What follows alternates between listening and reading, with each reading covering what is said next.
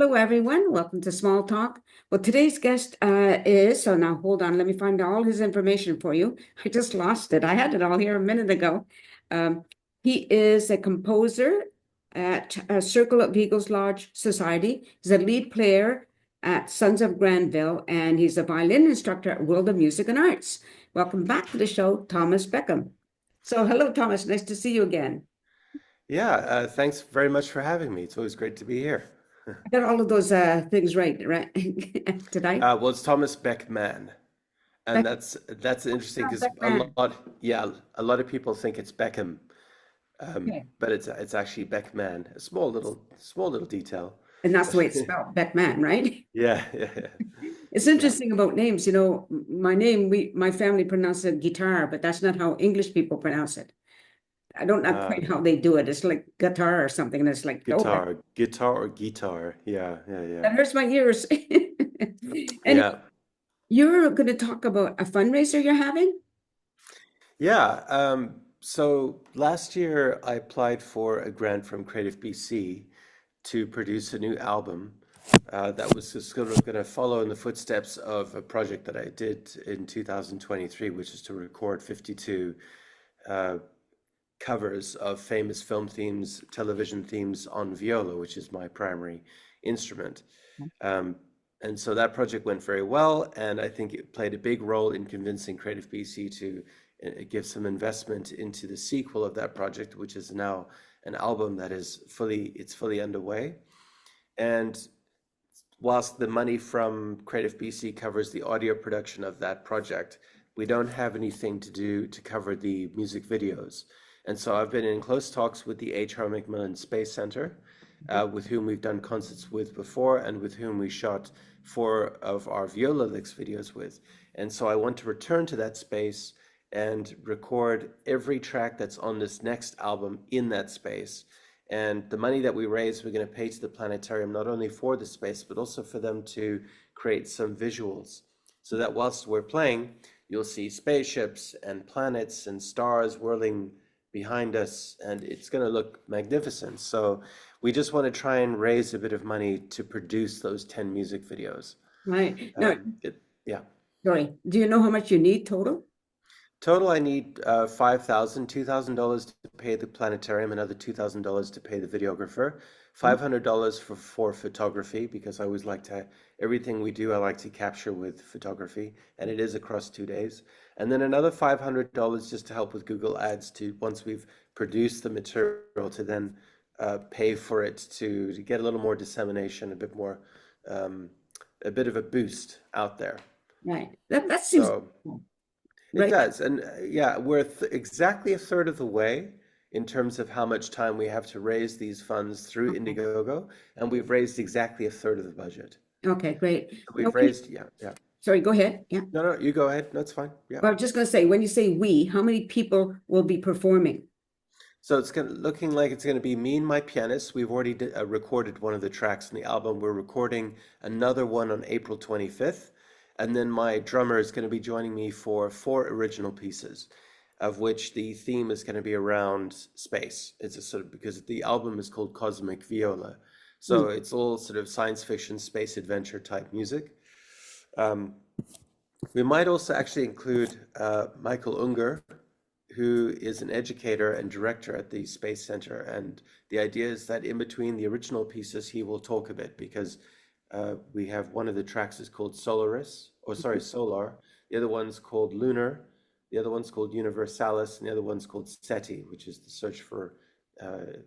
the search for extraterrestrial intelligence, or basically search for life in the universe. So we were thinking of having him give some information in between those tracks to give some context. So there's an educational component to the record as well. Yeah, that sounds really good. So what date are you planning to do this? So the record should be finished roughly around May sometime. Mm-hmm. We've got a whole bunch of sessions lined up and we've already started. So I don't have a solid date for exactly when it's all going to be finished, but we'd like to get into the planetarium between May and June. Right. So yeah, so we're going to be working full steam for the next 2 months. Right, okay. So if Yeah. somebody wanted to donate, how would Hmm. they go about it? So what you can do is you can go into Indiegogo crowdfunding, and you can type in Cosmic Viola Oh, or my name, Thomas Beckman. Yep, Indiegogo? Indiegogo.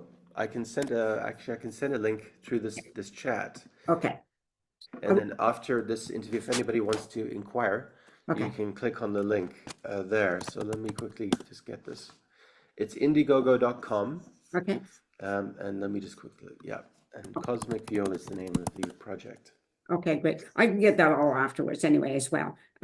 Yeah, and people can also Yeah, reach you on Facebook if they want, right? yeah. Okay, I'm not sure we're getting some loud clacking sounds here. I'm not sure what the interference is somewhere. Oh, I think that's probably my computer. Anyway, I've just sent you the link. Oh, I see it. Yeah. I see it, right. So people Hmm. should be able to see that very nice and clear. Okay, great. I mean, can I copy it from here? I'm not sure. No, I don't know. I tried, but it didn't, it disappeared. Yeah. I don't know how to do that. Some things I don't know how to do. Now, I just want to talk a little bit about you personally. Like, you studied music performance, right? Hmm. At British Columbia. When was that? I went to UBC from 2008 to 2010. I grew up in South Africa, so I did my undergraduate and my BMA's honors degree at University of Cape Town Hmm. from 2003 to 2007. So I was there for about 5 years, and I switched from violin to viola halfway through my first music degree. I had a very strict Russian teacher, Frida Basharova, who I believe still teaches there, and she was fantastic. Uh, she really pushed all of us and really taught us what it means to have a solid work ethic. Oh, right. Okay. So yeah, and then so that was great. It was tough, but it was very a real period of growth and learning. And then at UBC, I had David Harding. He was a wonderful violist. I think he's now relocated to Pittsburgh, but he was much more friendly, but just as great and a Yeah. different, very very different style. Two very different mentalities, but both equally, um, you know, Good teachers. just so much wisdom and so much wisdom and passion for the instrument, and they were both incredible to learn from. So, Why did you decide to switch to the viola? well, uh, for me physically, I'm quite a tall guy, and I just found that the viola fitted me much more naturally. Okay. And I also just felt much more at home and comfortable with the repertoire. Mm, The viola tends to be, I don't want to say that the violin has less of a soul than the viola, but the viola tends to be a very dark, brooding, rich instrument, more concerned with tone and mood and atmosphere, in my opinion. Whereas the violin is a very brilliant. It's like the Formula One of classical music in terms of its repertoire. The viola is more of like it's more of a I don't know. I found it darker. I found it was more concerned with texture and color, and it wasn't concerned with a million notes per second. So it's a bit of a slower ride, but it's also tends to be a bit more of a thoughtful ride. And so I that just resonated with me. And in terms of my strengths as well as a performer, I'm much more attuned to the viola repertoire and that world versus the extraordinarily high performance and speedy, brilliant world of the violin. So I just found that those things, really added up. The other thing that really sort of put me onto viola was a recording. The viola really does have a very distinct sound, and I think every violist falls in love at some point with the uniqueness of the sound because most string players grow up playing a violin. right. You know, Yeah. it's very rare that a viola player started on viola. Actually, most of us start on violin. And so we're very used to that sort of high cutting, piercing, trebly sound. And then when we hear the viola, it's like a breath of fresh air. It's Mm. just more mellow, it's darker, it's in the middle of the range. It's not so high and penetrative. And so when I heard actually the husband of my teacher, Oleg, who was a wonderful viola player himself, he played for me a recording of Alfred Schnittke's Viola Concerto, which was a recording made back in like 1984. And I just remember hearing the sound of Yuri Bashmet, who was the soloist on the recording. And I was just instantly hooked by how rich and expressive his playing was through the instrument. And that immediately just moved something within me. Okay. So that was from that moment on that I knew that I was to play viola, and I was just hooked.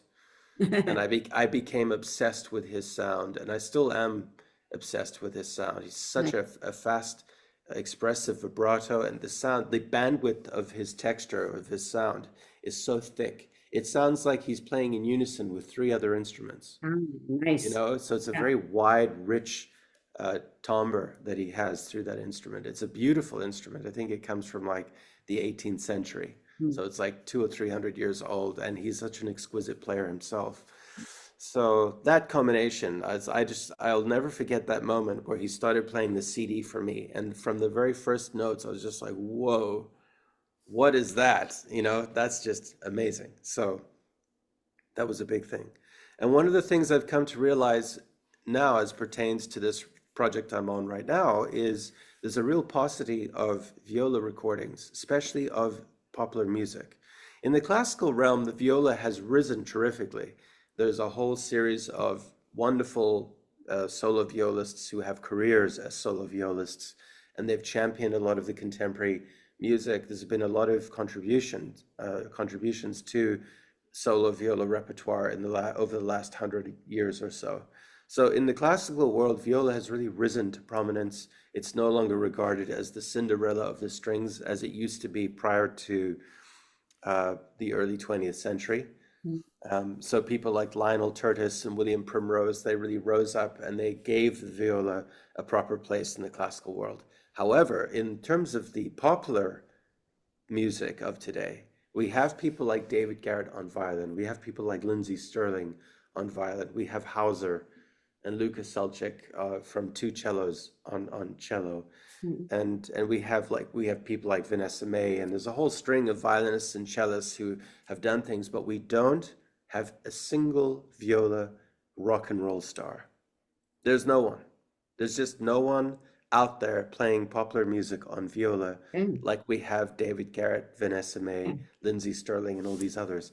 And so this project of mine is partly to address that little gap, Mm-hmm. is to say, well, the viola can also, just as it has with the classical, in the classical realm, it can also do amazing things in terms of playing pop songs and popular film covers and all of this stuff. So my hope is that this project will inspire future viola players to also dabble more in popular music, because I think it has a place there. Right. Now, imagine the technique though, right, for playing. Is it the same?